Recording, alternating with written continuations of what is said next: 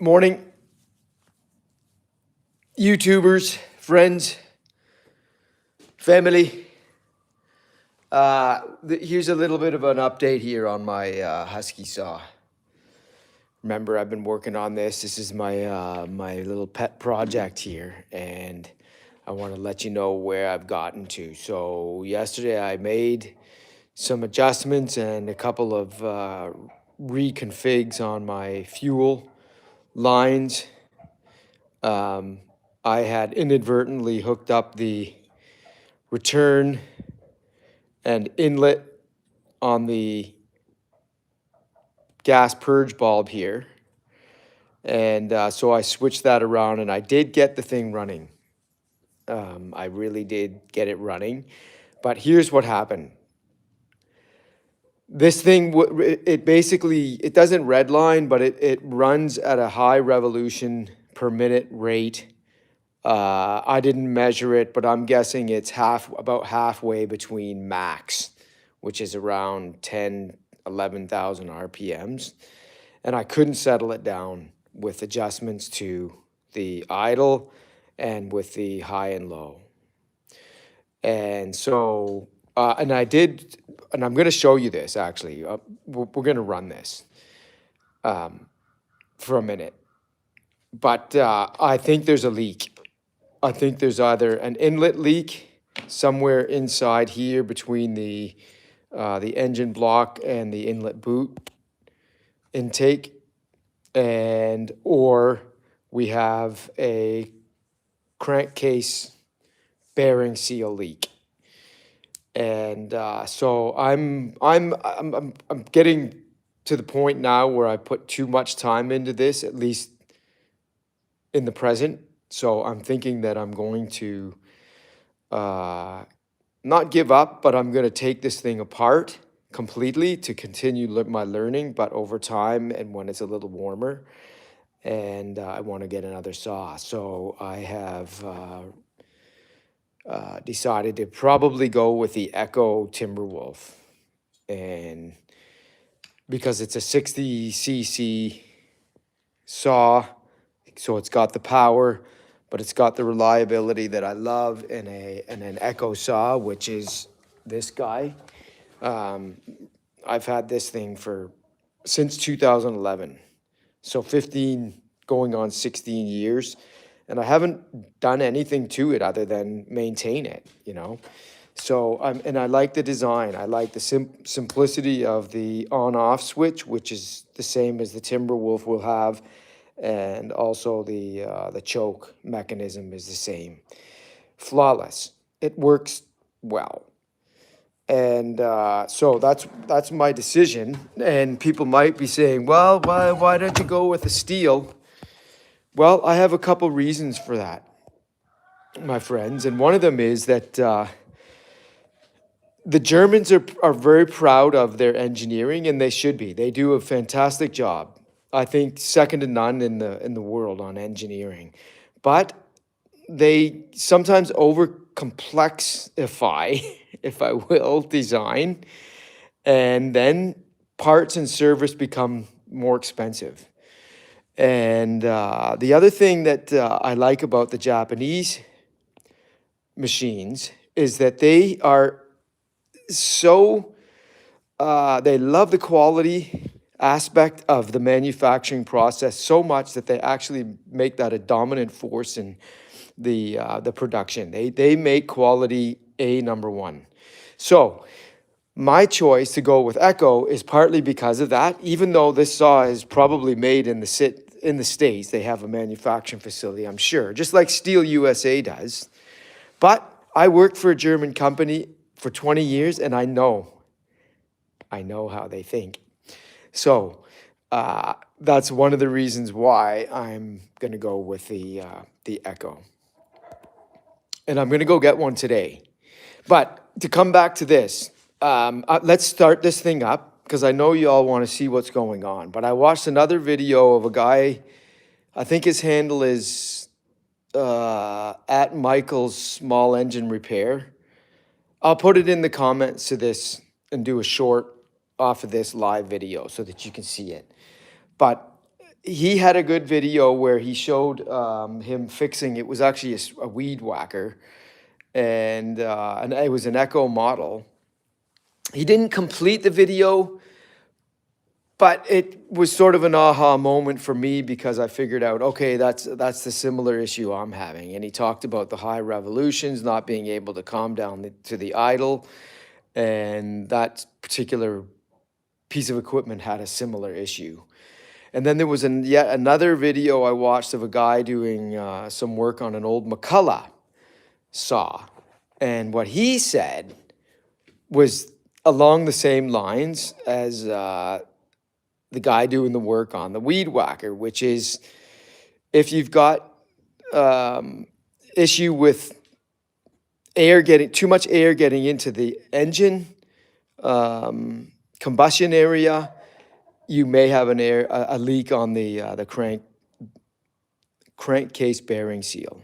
So that's actually what I'm going to look for as a continuation of this project with the Husky 450. But I'm not going to actually do it today. But I want you to see what's going on with this. So let's get that underway. Let me get this thing on the clamp, and we need to bring the tripod over here so you can see. And we'll get going here, because I know y'all want to see that. You know, sometimes you just have to think things over. Go to bed, sleep on it, think a little more, watch a few more YouTube videos, learn a little more, and then decide, okay, it's time to take a different approach. So I'm going to put that down here. I want you to see. I'll put the air filter back on this thing. It's going to take a few pulls, I think. Let me get the earplugs on because the thing screams. But I am happy that I got it going. I'm just not happy that it's not working. And I should tell you a little bit about the history of this saw. I bought it in 2013. I cut all the trees down on the road and on our property, on the access road. It's about 500 feet, and all the trees on the home site. And we had 150-year-old trees, so they were big trees. I've milled wood with this thing, making planks. That is pretty hard on it because it revs at like maximum RPMs with not a lot of rest. And it's only a 50cc saw. So I think that probably put a lot of wear and tear on it. Okay, let's get going. Choke up. I'm not going to push the compression valve down. We're going to just get going.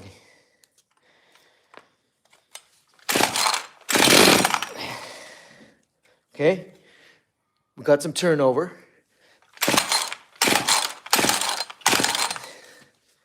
Now my arm's getting tired, so we'll baby out.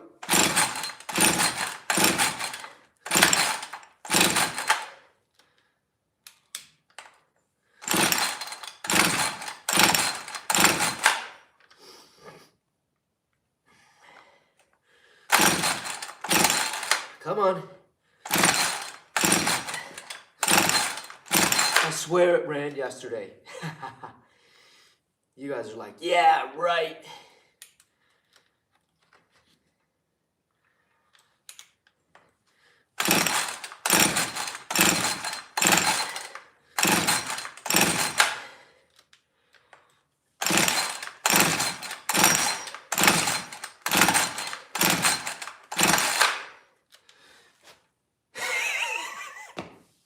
It did run yesterday. I swear to God. For minutes, actually.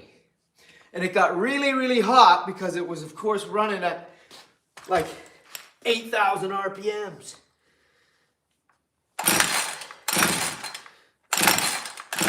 Let's make sure she has gas still, because I didn't check it after yesterday. Let's check.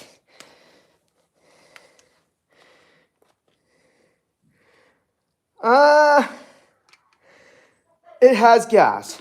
It should run. It has enough. Maybe not a lot, but it should go.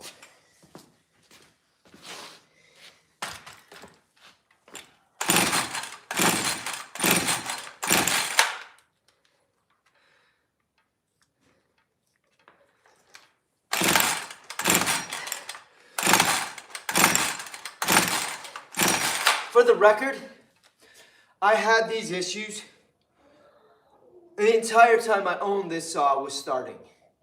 It was never an easy saw.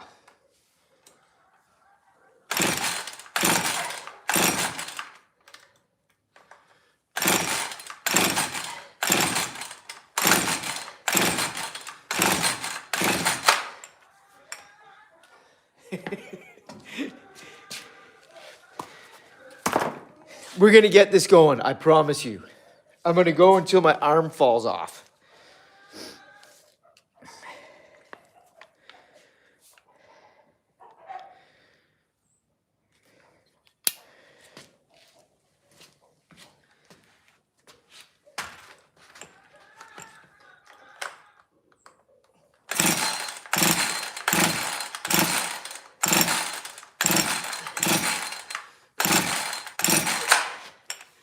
Come on, baby.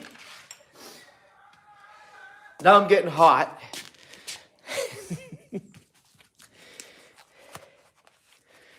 Maybe I put a little more gas in, just to make it feel like I'm doing something different. Because you never know. Sometimes these things need a certain amount of gas in the tank. It was low.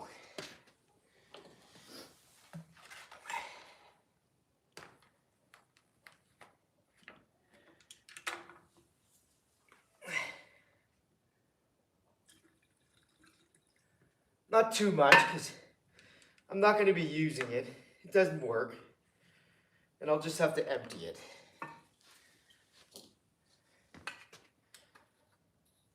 But I could empty it into the Echo I'm going to buy. Any comments that people have? Especially the Timberwolf, because that's the one I've been looking at.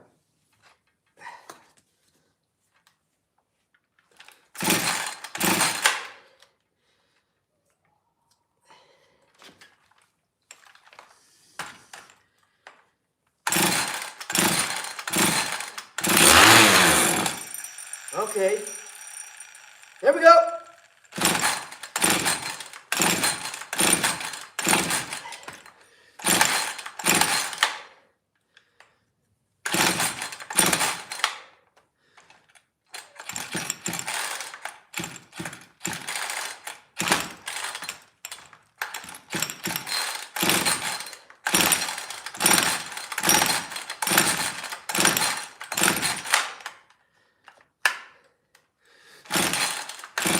Ah, what a dog.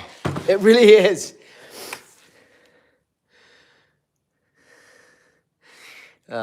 Dulcie's 101. Thanks for joining. Hey, Anthony says hey. All right, let's keep going. We got to get it going.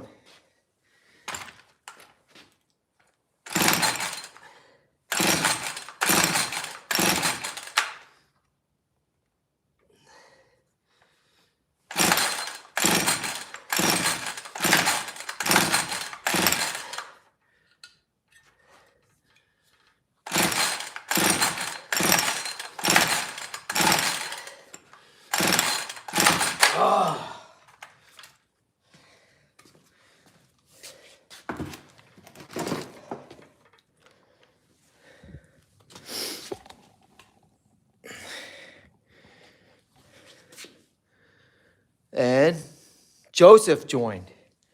Glad you could join. Full purge bulb.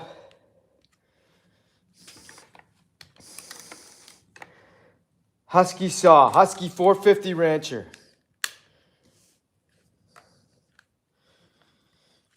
So one of the things I did yesterday, if you're just joining, was when I got it running, of course, I tried to make my adjustments on the high-low, idle. Couldn't do anything, nothing would settle it down. Just and then what I did is I went like this. I wanted to see, I pushed this in hard on the carburetor over the filter here, this whole canister.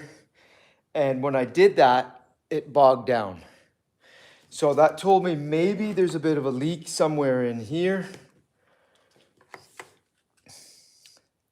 Yeah, I don't know. But I will be taking this thing apart eventually here. But I need a good working saw, 50 to 60 cc right now. Yeah, I do too, Marfwar. I hate when things don't start and I get dizzy or your arm falls off. Yeah, 100, exactly. In the midsummer, trying to, exactly right. Oh yeah, you're just sweating like a hog. That's why it's a good time of year to do this. Here in North Carolina, it's still cool. All right, let's see if we can get this thing turning over. We had a turnover, choke down.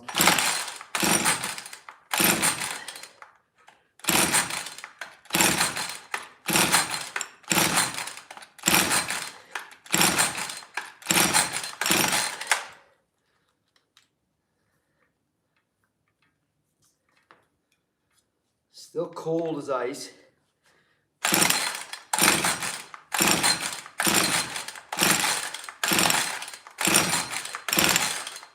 I mean, maybe I killed it yesterday, once and for all. That's possible. And then I wouldn't be that unhappy about it, to be honest. At least put it out of its misery. And me too, more me than that. Because it don't care, does it? It's just a machine, friends. And a persnickety one at that. Really persnickety.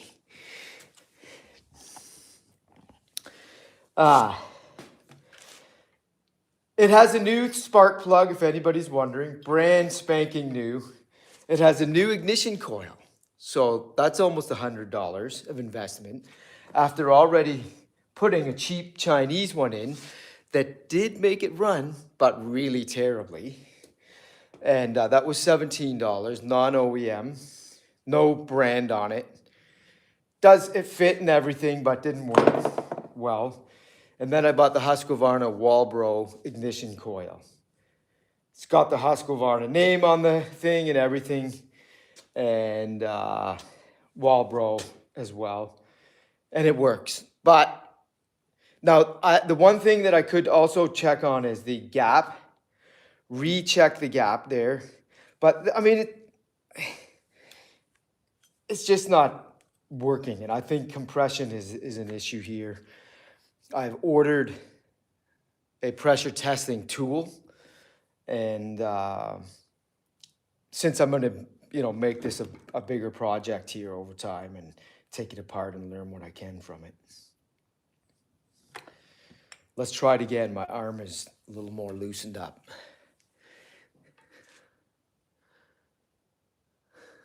Here we go.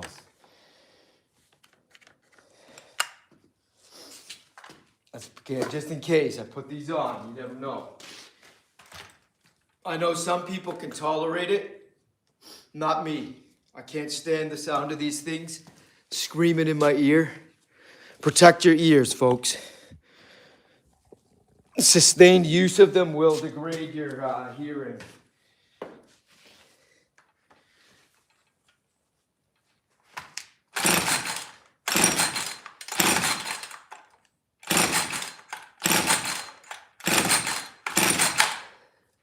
Let's go. Let's keep priming that.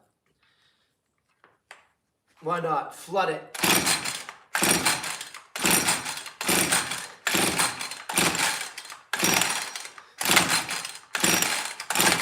No.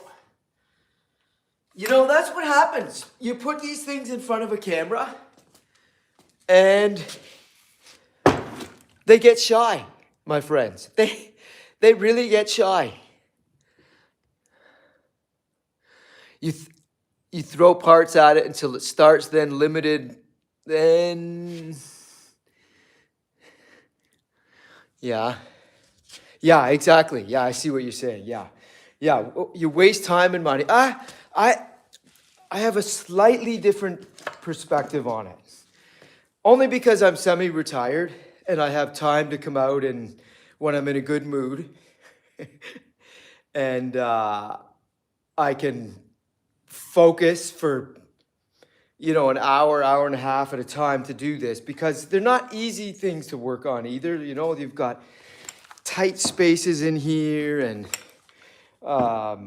trying to finagle screws and or hose connections and put them all back together. Some of them, the screws or bolts, they go into plastic. They have a plastic connector. So I can show you what I mean because I made an error yesterday. You see here? On the air filter cover here, there's my my intake on the carburetor. These two bolts here are short, maybe half, 3/4 inch, and they only seat into a plastic part, and so they strip very easily. These two here are long cap screws, and they seat into the aluminum carburetor block. So those ones are okay, but I stripped this one here, which is kind of important because you need a very tight seal so you don't have any air leaks. So while I think it's tight enough, it doesn't go quite tight. It just now freewheels on here. This one's okay, but I did that with the drill, and that was the problem. Because I was a little bit frustrated, so I took the drill and I'm like, get that back in there, and it went too far. So you have to be careful with these things when you're taking them apart. I've put new carburetor on it twice. What I mean by that is I bought a carburetor. Here's the one I bought, which is a direct knockoff. It was only, I think, came with a couple hoses and gaskets, maybe $35 on Amazon or something. And I put it in and I did get it running, but again, not well. So I'm thinking about my history of diagnostics and running it. And since I started working on this, which is now 1.5 to 2 years ago, two winters ago, and I should have actually had a little notepad on what things I did to it because that would help me not repeat the same mistakes twice or 3 times. But anyway, this one while it's the same, it doesn't have as nice, the mechanism is not quite as smooth as the original Zama carb. This is a HIPAA. So I took it out, determining that this wasn't the issue and determining also that the original Zama was not an issue. And it wasn't. I did change there's a little seal on on this side, which I just took out of the Chinese HIPAA one and put into the Zama, which is probably Chinese as well. What these things are all made in China. So I left that out, and again, like I said, I got it running yesterday. Let's try and get it again. Let's see if we can give it a little help this time. Put some ether in the carb here. Give it a little giddy up. Thanks for the likes. Thanks. Check out the channel.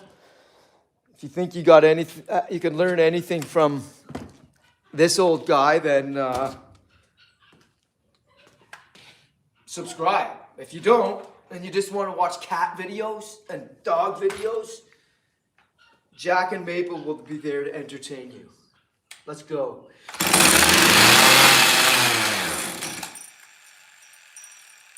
That's just burning off the ether, but we got a kickstart.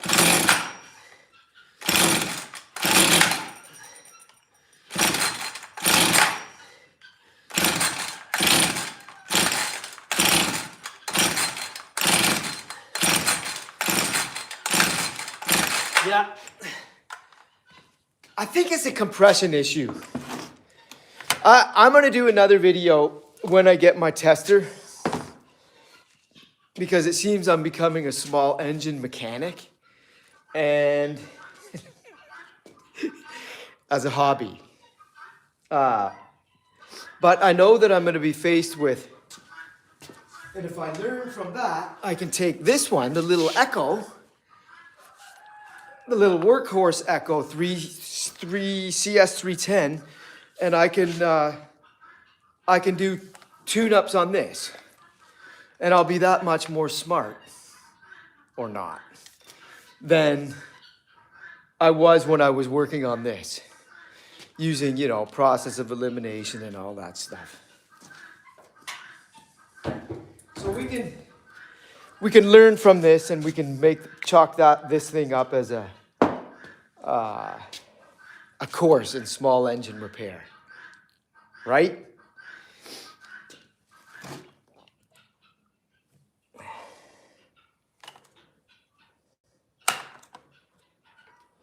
Yeah. Anyway, thank you all for tuning in again.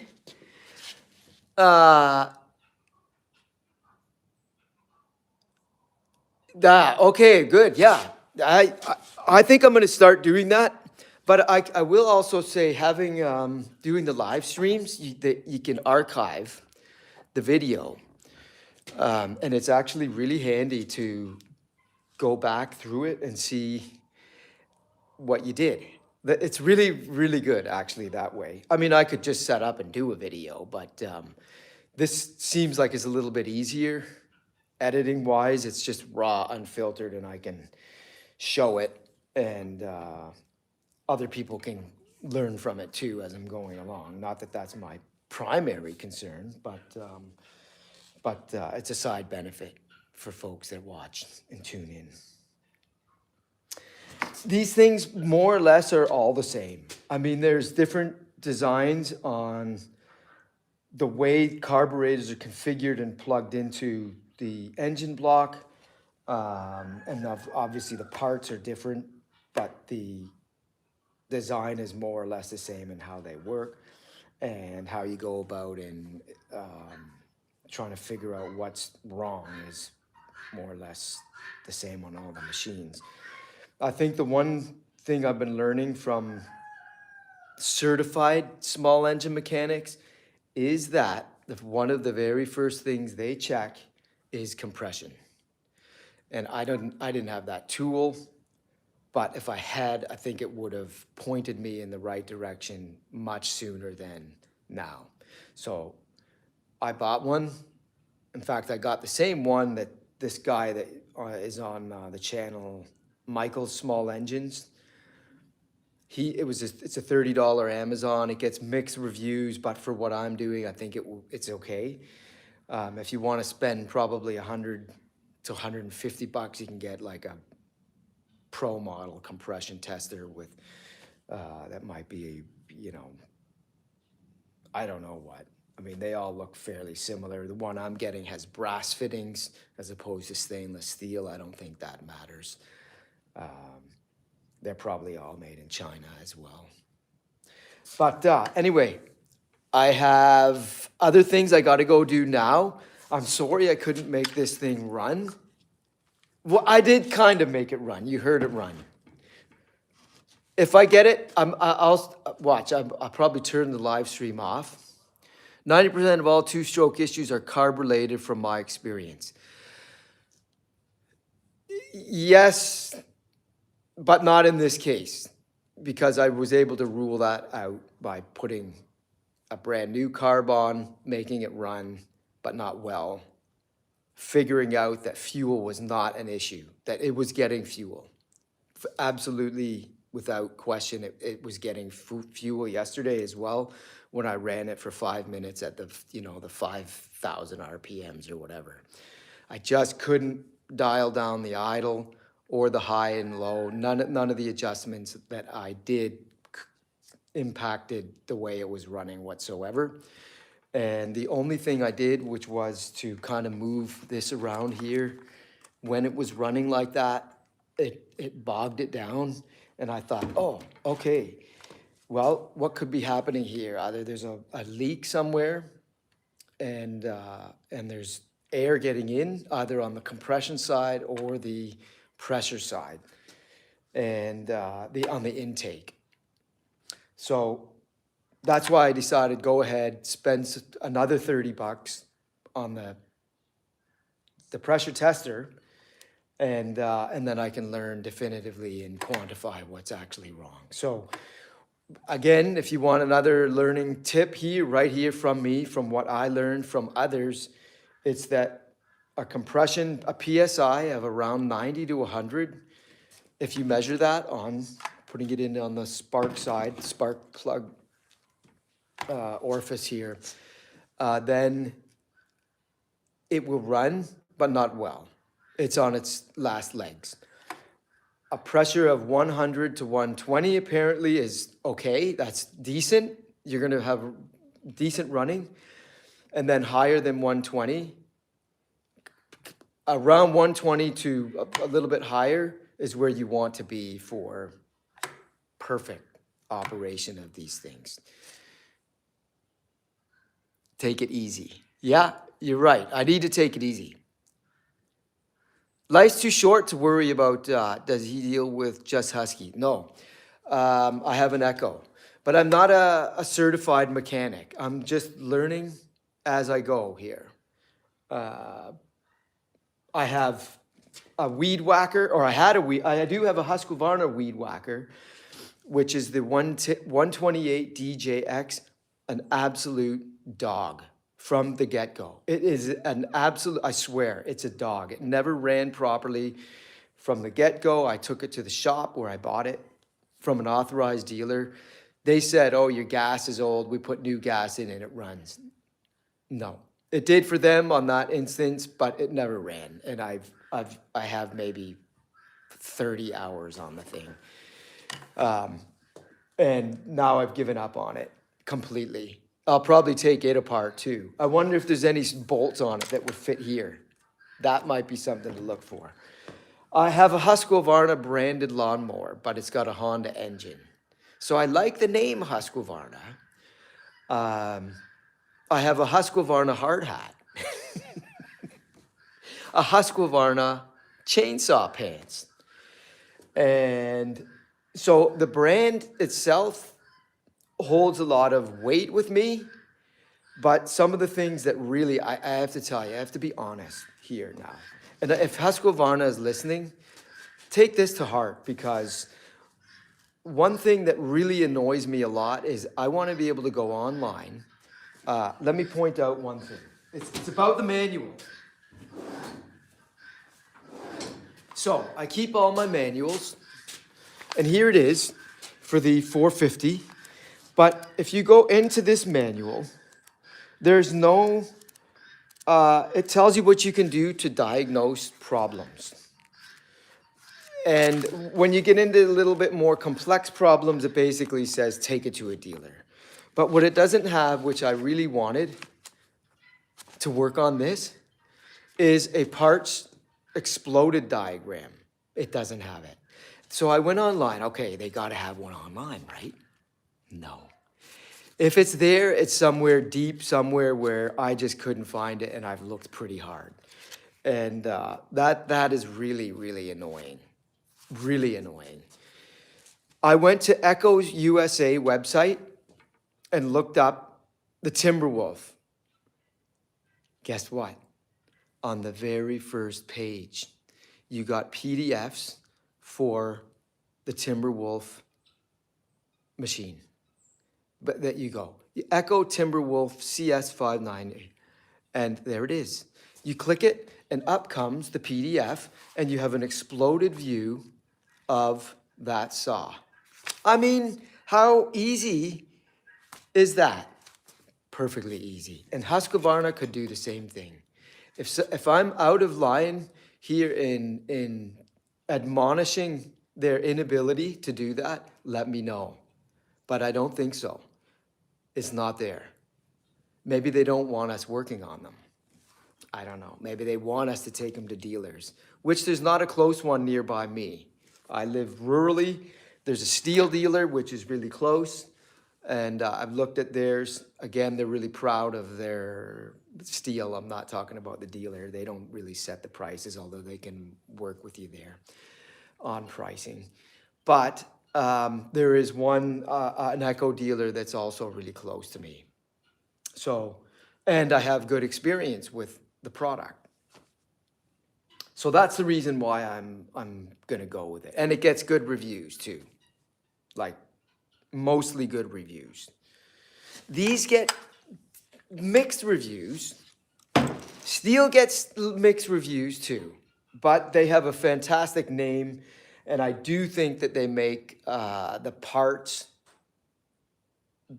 last. So, like for the example, the cover here that goes on this particular saw it's a magnesium housing, so it's cast magnesium.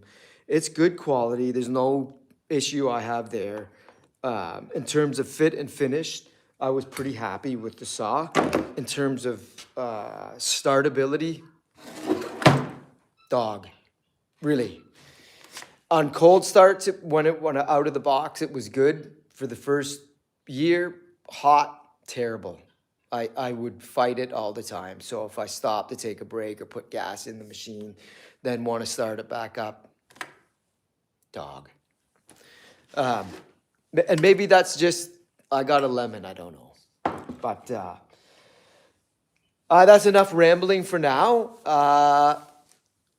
Never owned a still, John, but thinking about it for a professional saw. Yeah. My friend Jimmy has 2 steel saws, and one of them is quite an old one, and he's had it for probably 20 years, and it's still running.